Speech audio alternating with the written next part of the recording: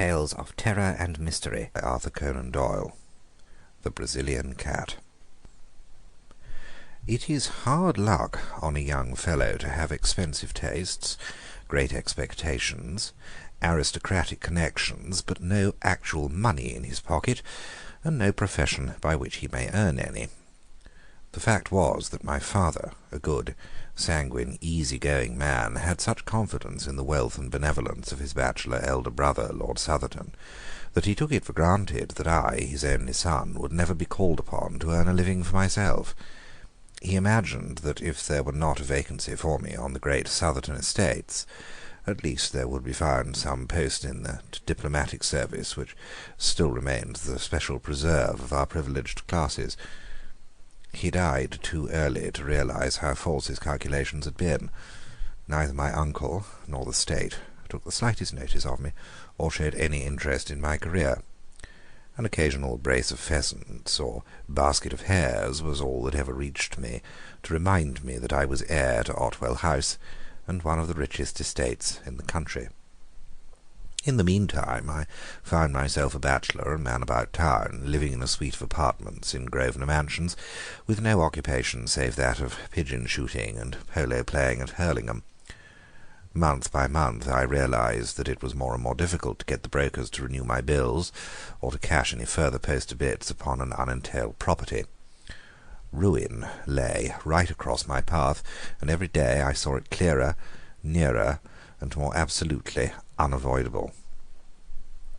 What made me feel my own poverty the more was that, apart from the great wealth of Lord Southerton, all my other relations were fairly well-to-do. The nearest of these was Everard King, my father's nephew, my own first cousin, who had spent an adventurous life in Brazil and had now returned to this country to settle down on his fortune. We never knew how he made his money, but he appeared to have plenty of it, for he bought the estate of Greylands, near Clipton-on-the-Marsh in Suffolk. For the first year of his residence in England he took no more notice of me than my miserly uncle, but at last, one summer morning, to my very great relief and joy, I received a letter asking me to come down that very day and spend a short visit at Greylands Court. I was expecting a rather long visit to Bankruptcy Court at the time, and this interruption seemed almost providential. If I could only get on terms with this unknown relative of mine, I might pull through yet. For the family credit, he could not let me go entirely to the wall. I ordered my valet to pack my valise, and I set off the same evening for Clipton-on-the-Marsh. After changing in Ipswich, a little local train deposited me at a small deserted station, lying amidst a rolling grassy country, with a sluggish and winding river curving in and out amidst the valleys, between high, silted banks which showed that we were within reach of the tide. No carriage was awaiting me. I found afterwards that my telegram had been delayed, so I hired a dog-cart at the local inn. The driver, an excellent fellow, was full of my relative's praises, and I learned from him that Mr. Everard King was already a name to conjure with in that part of the county. He had entertained the school children, he had thrown his grounds open to visitors, he had subscribed to charities. In short, his benevolence had been so universal that my driver could only account for it on the supposition that he had parliamentary ambitions. My attention was drawn away from my driver's panegyric by the appearance of a very beautiful bird, which settled on a telegraph post beside the road. At first I thought it was a jay, but it was larger, with a brighter plumage.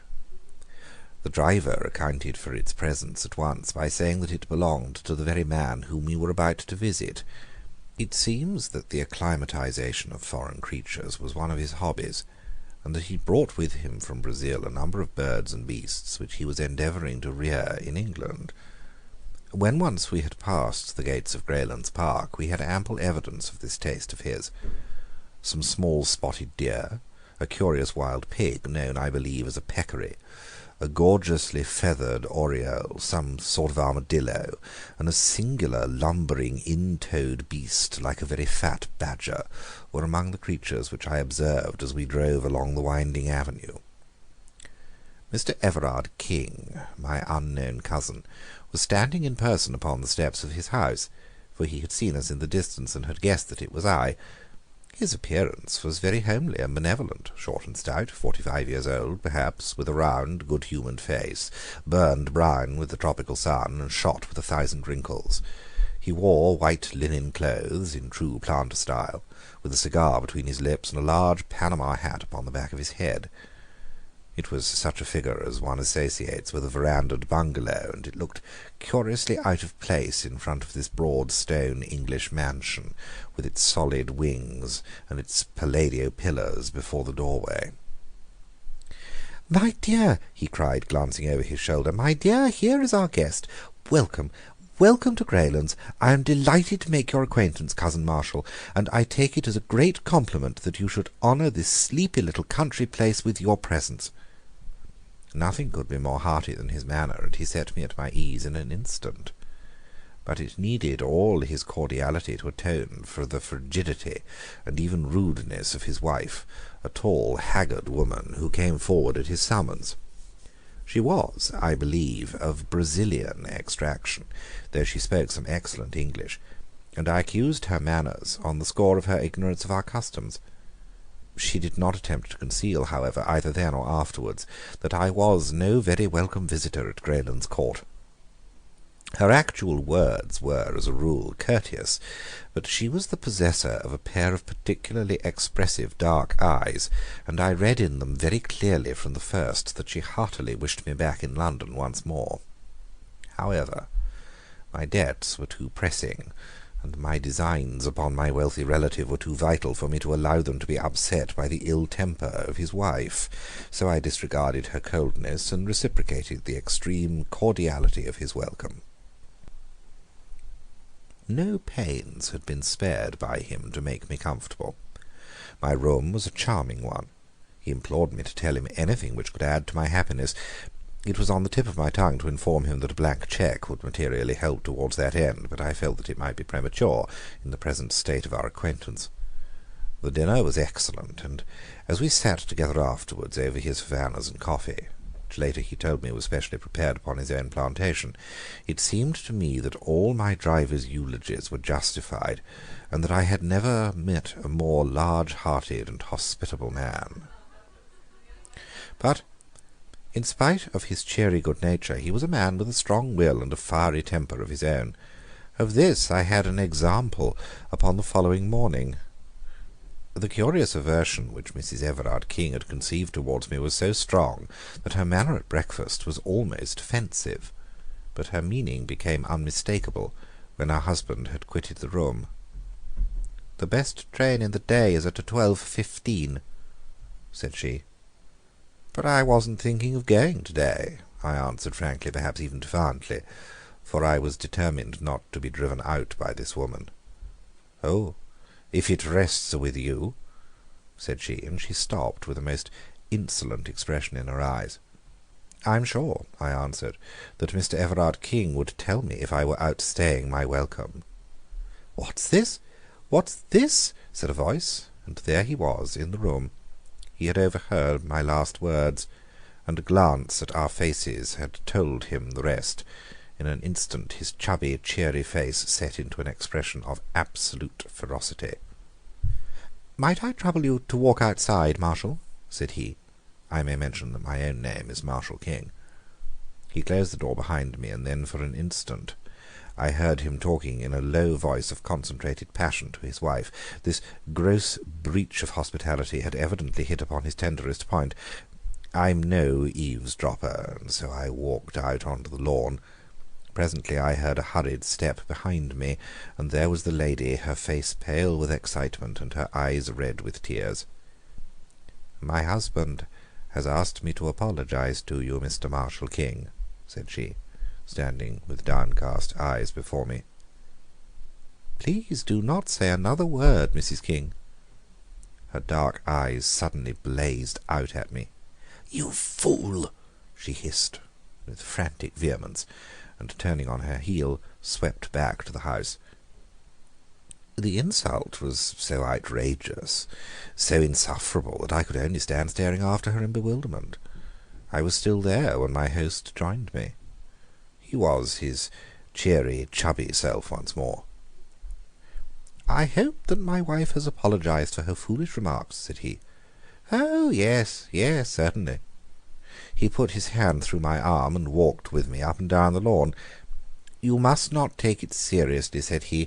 "It would grieve me inexpressibly if you curtailed your visit by 1 hour.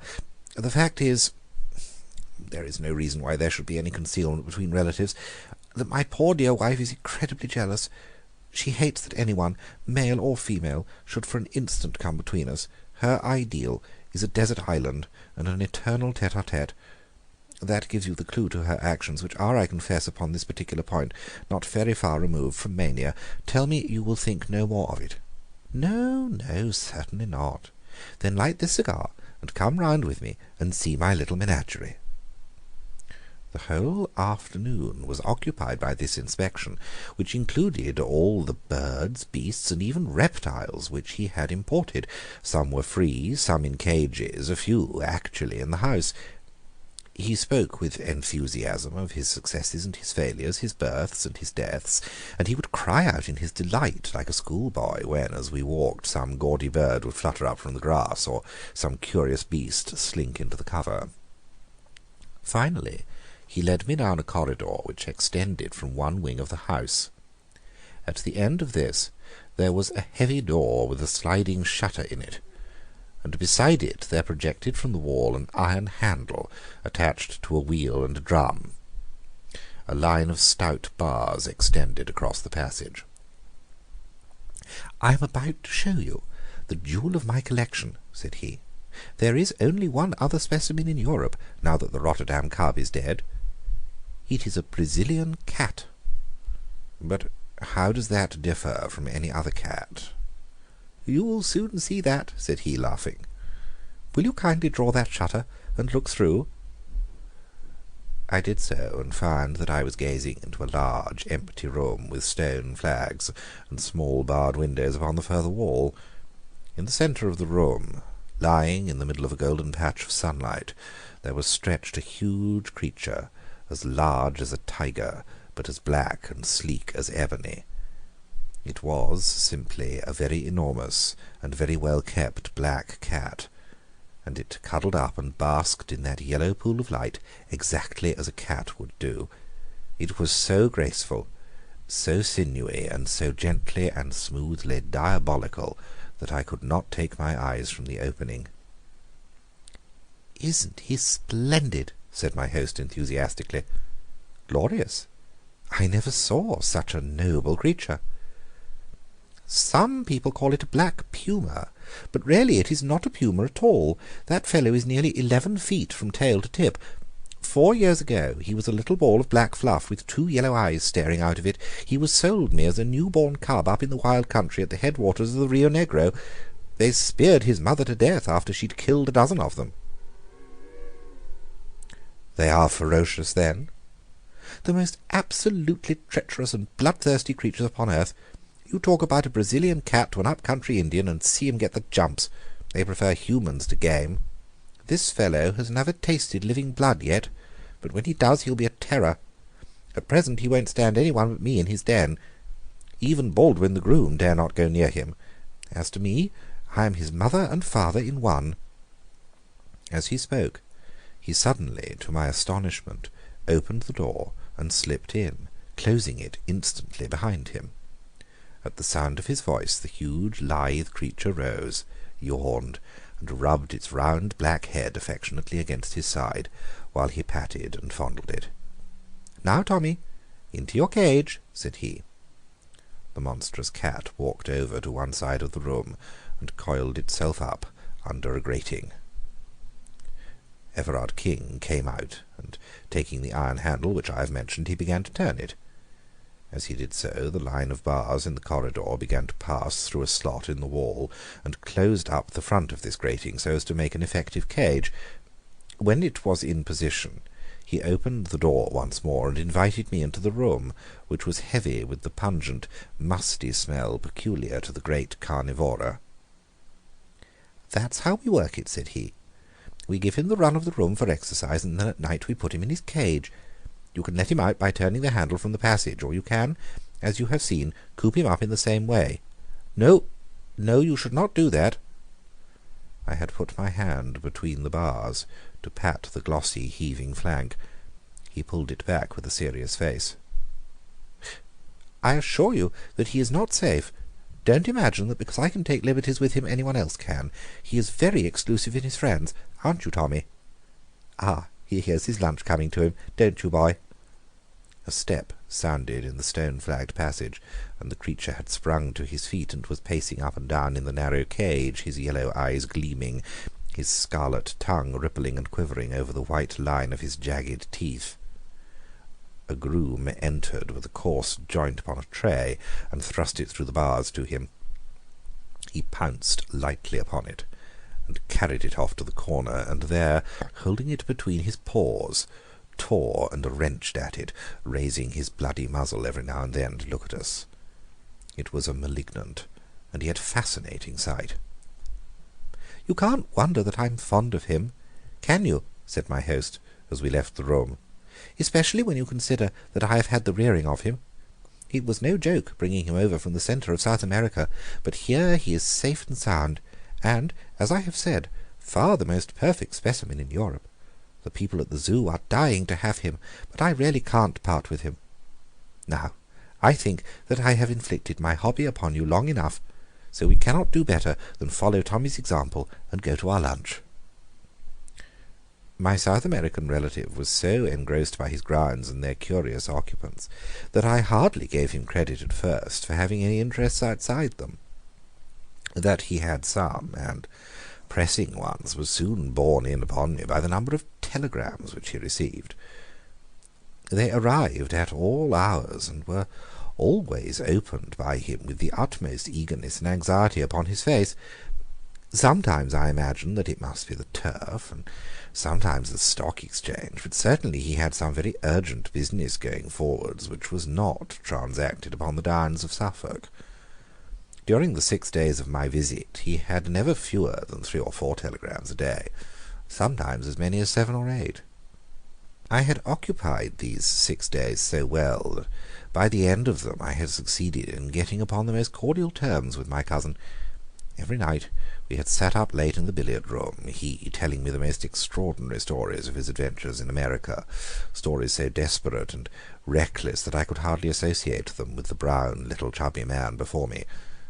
In return I ventured upon some of my own reminiscences of London life, which interested him so much that he vowed he'd come up to Grosvenor Mansions and stay with me. He was anxious to see the faster side of city life, and certainly, though I say it, he could not have chosen a more competent guide. It was not until the last day of my visit that I ventured to approach that which was on my mind. I told him frankly about my pecuniary difficulties and my impending ruin, and I asked his advice, though I hoped for something more solid. He listened attentively, puffing hard at his cigar. "But surely," said he, "you are the heir of our relative, Lord Southerton." "I have every reason to believe so, but he would never make me any allowance." "No, no, I have heard of his miserly ways. My poor Marshal, your position has been a very hard one. By the way, have you heard any news of Lord Southerton's health recently?" "He has always been in a critical condition, ever since my childhood." "Exactly. A creaking hinge, if ever there was one. Your inheritance may be a long way off. Dear me, how awkwardly situated you are."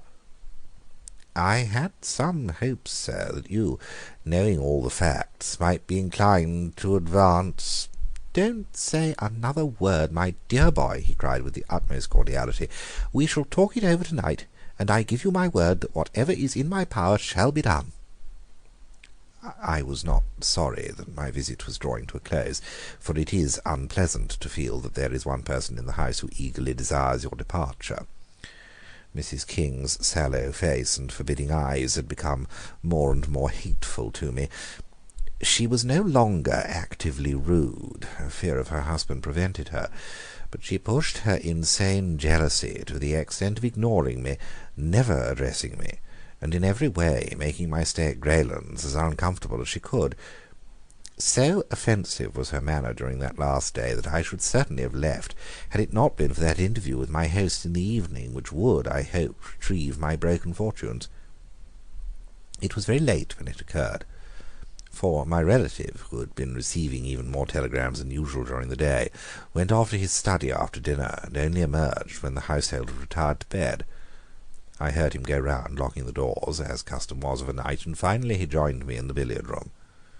His stout figure was wrapped in a dressing-gown, and he wore a pair of red Turkish slippers without any heels. Settling down into an arm-chair, he brewed himself a glass of grog, in which I could not help noticing that the whisky considerably predominated over the water. "My word," said he, "what a night!" It was, indeed. The wind was howling and screaming round the house, and the latticed windows rattled and shook as if they were coming in. The glow of the yellow lamps and the flavour of our cigars seemed the brighter and more fragrant for the contrast. "Now, my boy," said my host, "we have the house and the night to ourselves. Let me have an idea of how your affairs stand, and I will see what can be done to set them in order. I wish to hear every detail." Thus encouraged, I entered into a long exposition, in which all my tradesmen and creditors, from my landlord to my valet, figured in turn. I had notes in my pocket-book, and I marshalled my facts, and gave, I flatter myself, a very business-like statement of my own unbusiness-like ways and lamentable position. I was depressed, however, to notice that my companion's eyes were vacant, and his attention elsewhere. When he did occasionally throw out a remark, it was so entirely perfunctory and pointless that I was sure he had not in the least followed my remarks. Every now and then he roused himself and put on some show of interest, asking me to repeat or explain more fully, but it was always to sink once more into the same brown study. At last he rose, threw the end of his cigar into the grate. "I'll tell you what, my boy," said he. "I never had a head for figures, so you will excuse me. You must jot it all down upon paper, and let me have a note of the amount. I'll understand it when I see it in black and white." The proposal was encouraging. I promised to do so. "And now it's time we were in bed. By Jove, there's 1 o'clock striking in the hall." The tingling of the chiming clock broke through the deep roar of the gale. The wind was sweeping past with the rush of a great river. "I must see my cat before I go to bed," said my host. "A high wind excites him. Will you come?" "Certainly," said I. "Then tread softly and don't speak, for everyone is asleep." We passed quietly down the lamp-lit Persian-rugged hall and through the door at the farther end. All was dark in the stone corridor, but a stable lantern hung on a hook, and my host took it down and lit it. There was no grating visible in the passage, so I knew that the beast was in its cage. "Come in," said my relative, and opened the door. A deep growling as we entered showed that the storm had really excited the creature. In the flickering light of the lantern we saw it, a huge black mass coiled in the corner of its den, and throwing a squat, uncouth shadow upon the whitewashed wall. Its tail twitched angrily among the straw. "Poor Tommy is not in the best of tempers," said Everard King, holding up the lantern and looking in at him. "What a black devil he looks, doesn't he? I must give him a little supper to put him in a better humour. Would you mind holding the lantern for a moment?" I took it from his hand, and he stepped to the door. "His larder is just outside here," said he. "You will excuse me for an instant, won't you?" He passed out, and the door shut with a sharp metallic click behind him. That hard, crisp sound made my heart stand still. A sudden wave of terror passed over me. A vague perception of some monstrous treachery turned me cold. I sprang to the door, but there was no handle upon the inner side. "Here!" I cried. "Let me out!" "All right, don't make a row," said my host from the passage. "You've got the light all right?" "Yes, but I don't care about being locked in alone like this." "Don't you?" I heard his hearty, chuckling laugh. "You won't be alone long." "Let me out, sir," I repeated angrily. "I tell you I don't allow practical jokes of this sort." "Practical is the word," said he, with another hateful chuckle. And then suddenly I heard, amidst the roar of the storm, the creak and whine of the winch handle turning, and the rattle of the grating as it passed through the slot. Great God! He was letting loose the Brazilian cat. In the light of the lantern I saw the bars sliding slowly before me. Already there was an opening a foot wide at the further end. With a scream I seized the last bar with my hands and pulled with the strength of a madman. I was a madman with rage and horror.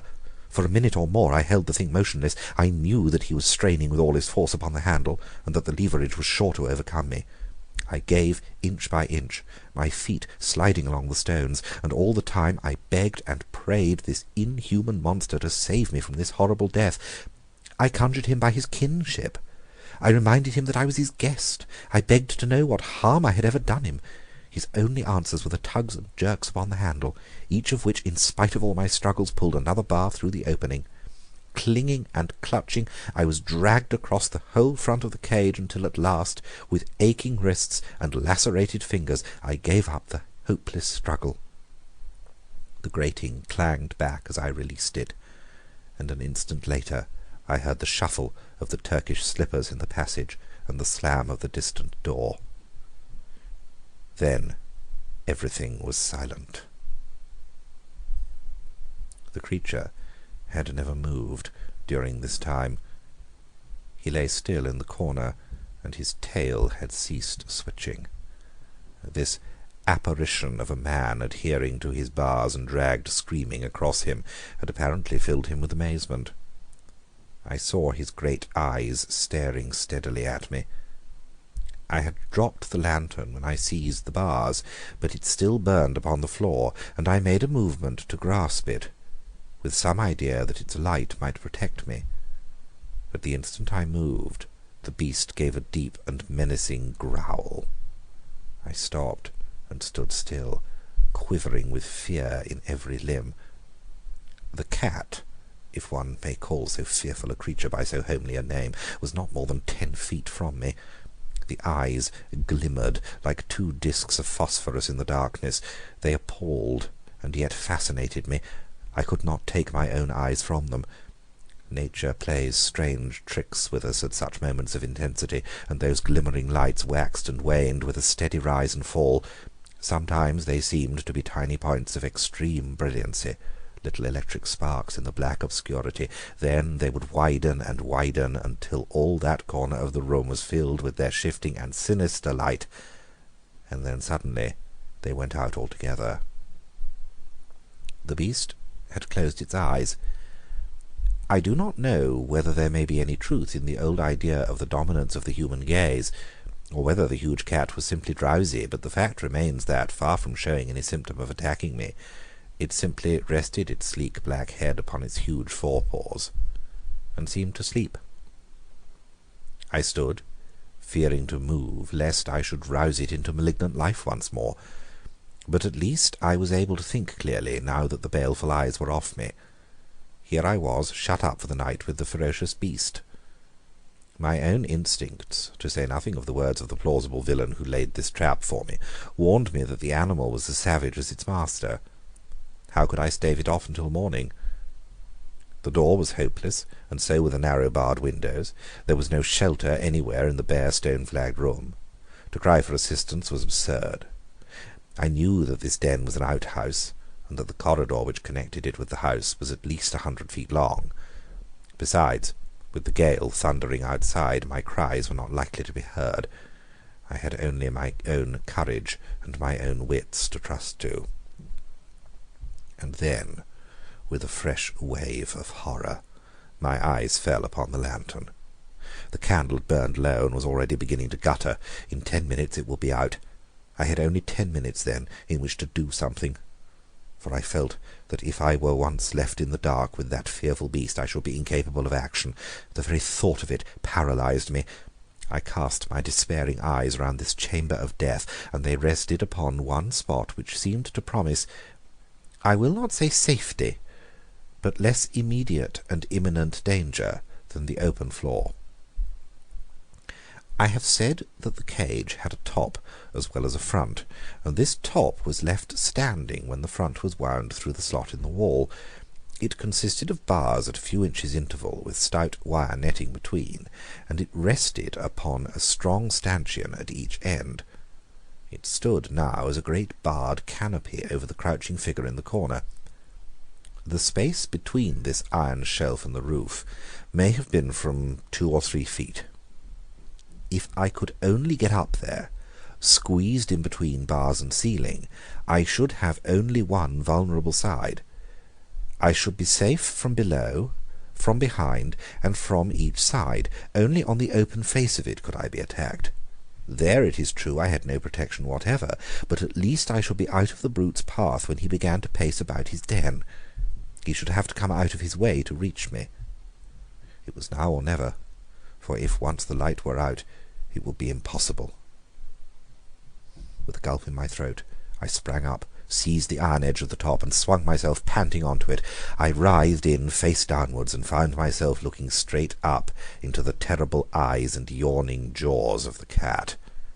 Its fetid breath came up into my face like the steam from some foul pot. It appeared, however, to be rather curious than angry.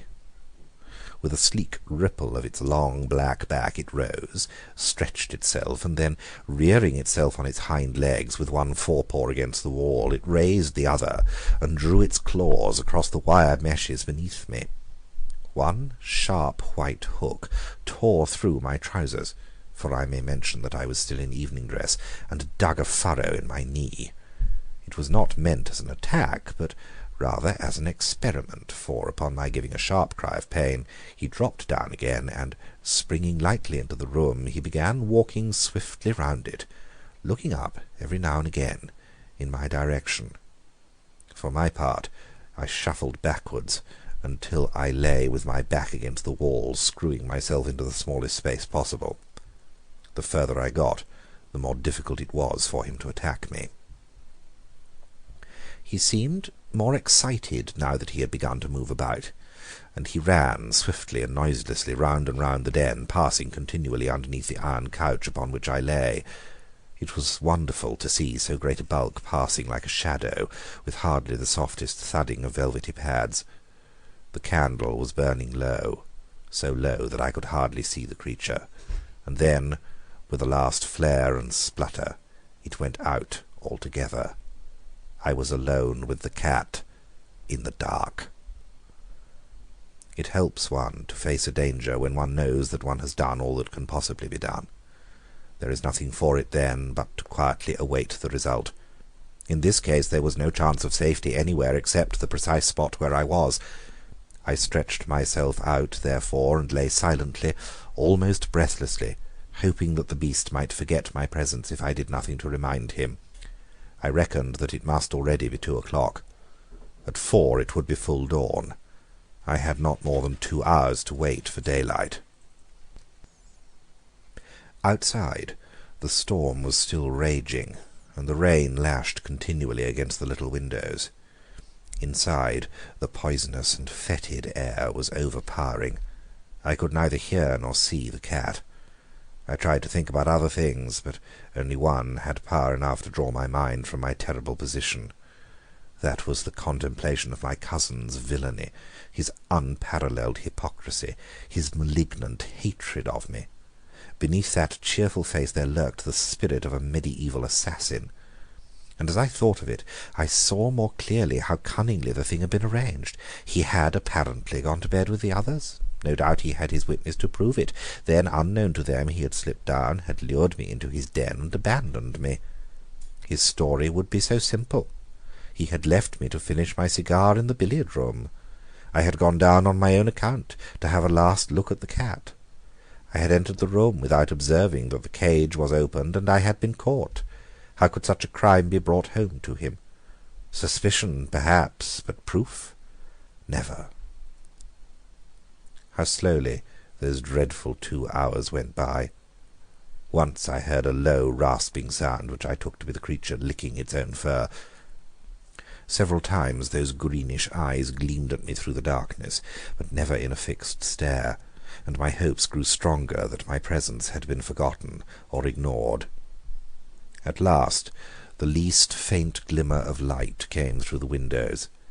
I first dimly saw them as two grey squares upon the black wall, then grey turned to white, and I could see my terrible companion once more.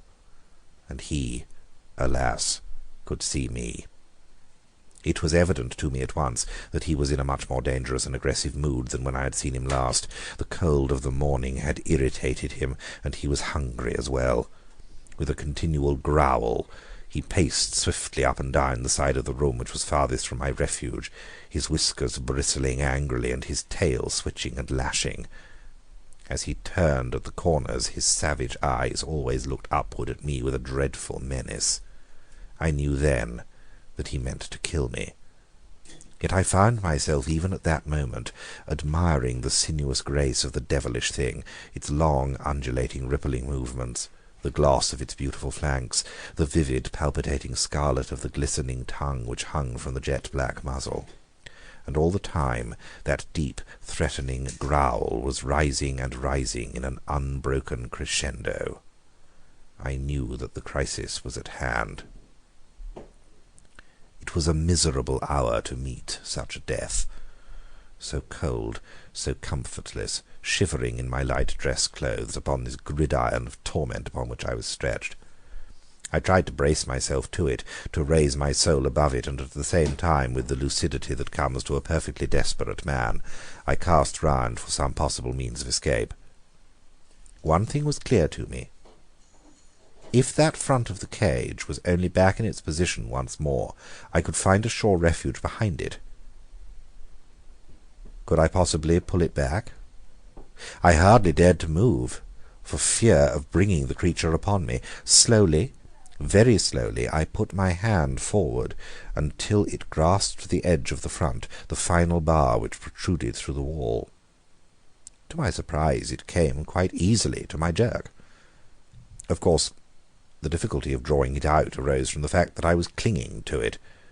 I pulled again, and 3 inches of it came through. It ran, apparently, on wheels. I pulled again, and then the cat sprang. It was so quick, so sudden, that I never saw it happen. I simply heard the savage snarl, and in an instant afterwards the blazing yellow eyes, the flattened black head with its red tongue and flashing teeth were within reach of me.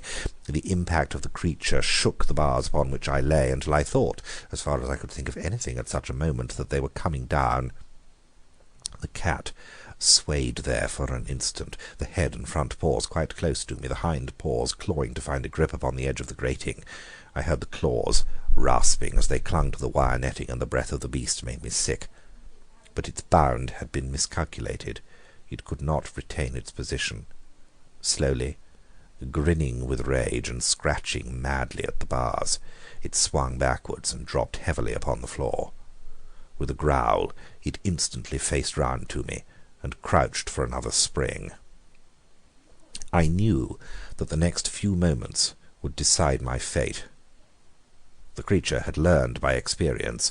It would not miscalculate again. I must act promptly, fearlessly, if I were to have a chance for life. In an instant I had formed my plan. Pulling off my dress coat, I threw it down over the head of the beast. At the same moment I dropped over the edge, seized the end of the front grating, and pulled it frantically out of the wall. It came more easily than I could have expected. I rushed across the room, bearing it with me, but as I rushed, the accident of my position put me upon the outer side. Had it been the other way, I might have come off scatheless. As it was, there was a moment's pause as I stopped it and tried to pass in through the opening which I had left. That moment was enough to give time to the creature to toss off the coat with which I had blinded him, and to spring upon me. I hurled myself through the gap, and pulled the rails to behind me, but he seized my leg before I could entirely withdraw it. One stroke of that huge paw tore off my calf as a shaving of wood curls off before a plane. The next morning, bleeding and fainting, I was lying among the foul straw with a line of friendly bars between me and the creature which ramped so frantically against them. Too wounded to move and too faint to be conscious of fear, I could only lie more dead than alive and watch it. It pressed its broad black chest against the bars and angled for me with its crooked paws as I have seen a kitten do before a mouse trap. It ripped my clothes, but stretch as it would, it could not quite reach me. I have heard of the curious numbing effect produced by wounds from the great carnivora, and now I was destined to experience it, for I had lost all sense of personality, and was as interested in the cat's failure or success as if it were some game which I was watching. And then gradually my mind drifted away into strange vague dreams, always with that black face and red tongue coming back into them, and so I lost myself in the nirvana of delirium, the blessed relief of those who are too sorely tried. Tracing the course of events afterwards, I conclude I must have been insensible for about 2 hours. What roused me to consciousness once more was the sharp metallic click which had been the precursor of my terrible experience. It was the shooting back of the spring lock. Then, before my senses were clear enough to entirely apprehend what they saw, I was aware of the round, benevolent face of my cousin peering in through the open door. What he saw evidently amazed him. There was the cat crouching on the floor. I was stretched upon my back in my shirt sleeves within the cage, my trousers torn to ribbons, and a great pool of blood all round me. I can see his amazed face now, with the morning sunlight upon it. He peered at me, and peered again. Then he closed the door behind him, and advanced to the cage to see if I were really dead. I cannot undertake to say what happened. I was not in a fit state to witness or to chronicle such events. I can only say that I was suddenly conscious that his face was away from me, that he was looking towards the animal. "Good old Tommy!" he cried. "Good old Tommy!" Then he came near the bars, with his back still towards me. "Down, you stupid beast!" he roared. "Down, sir! Don't you know your master?" Suddenly, even in my bemuddled brain, a remembrance came of those words of his when he'd said that the taste of blood would turn the cat into a fiend. My blood had done it, but he was to pay the price. "Get away!" he screamed. "Get away, you devil! Baldwin! Baldwin! Oh, my God!" And then I heard him fall, and rise, and fall again, with a sound like the ripping of sacking. His screams grew fainter until they were lost in the worrying snarl. And then, after I thought he was dead, I saw, as in a nightmare, a blinded, tattered, blood-soaked figure running wildly round the room, and that was the last glimpse which I had of him before I fainted once again. I was many months in my recovery. In fact, I cannot say that I have ever recovered, for to the end of my days I shall carry a stick as a sign of my night with the Brazilian cat. Baldwin, the groom, and the other servants could not tell what had occurred when, drawn by the death cries of their master, they found me behind the bars, and his remains, or what they afterwards discovered to be his remains, in the clutch of the creature which he had reared. They stalled him off with hot irons, and afterwards shot him through the loophole of the door before they could finally extricate me. I was carried to my bedroom, and there, under the roof of my would-be murderer, I remained between life and death for several weeks. They had sent for a surgeon from Clipton and a nurse from London, and in a month I was able to be carried to the station, and so conveyed back once more to Grosvenor Mansions. I have one remembrance of that illness which might have been part of the ever-changing panorama conjured up by a delirious brain, were it not so definitely fixed in my memory. One night, when the nurse was absent, the door of my chamber opened, and a tall woman in blackest mourning slipped into my room. She came across to me, and as she bent her sallow face, I saw, by the faint gleam of the night-light, that it was the Brazilian woman whom my cousin had married. She stared intently into my face, and her expression was more kindly than I had ever seen it. "Are you conscious?" she asked. I feebly nodded, for I was still very weak. "Well, then, I only wish to say to you that you have yourself to blame. Did I not do all I could for you? From the beginning I tried to drive you from the house, By every means, short of betraying my husband, I tried to save you from him. I knew he had a reason for bringing you here. I knew that he would never let you get away again. No one knew him as I knew him, who had suffered from him so often. I did not dare to tell you all this. He would have killed me. But I did my best for you. As things have turned out, you have been the best friend that I have ever had. You have set me free, and I fancied that nothing but death would do that. I am sorry if you are hurt, but I cannot reproach myself. I told you you were a fool, and a fool you have been." She crept out of the room, the bitter, singular woman, and I was never destined to see her again. With what remained of her husband's property she went back to her native land, and I have heard that she afterwards took the veil at Pernambuco. It was not until I had been back in London for some time that the doctors pronounced me well enough to do business. It was not a very welcome permission for me, for I feared that it would be the signal for an inrush of creditors, but it was Summers, my lawyer, who first took advantage of it.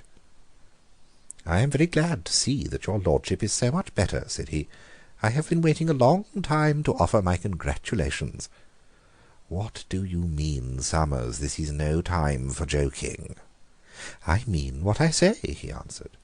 "You have been Lord Southerton for the last 6 weeks, but we feared that it would retard your recovery if you were to learn it." Lord Southerton, one of the richest peers in England!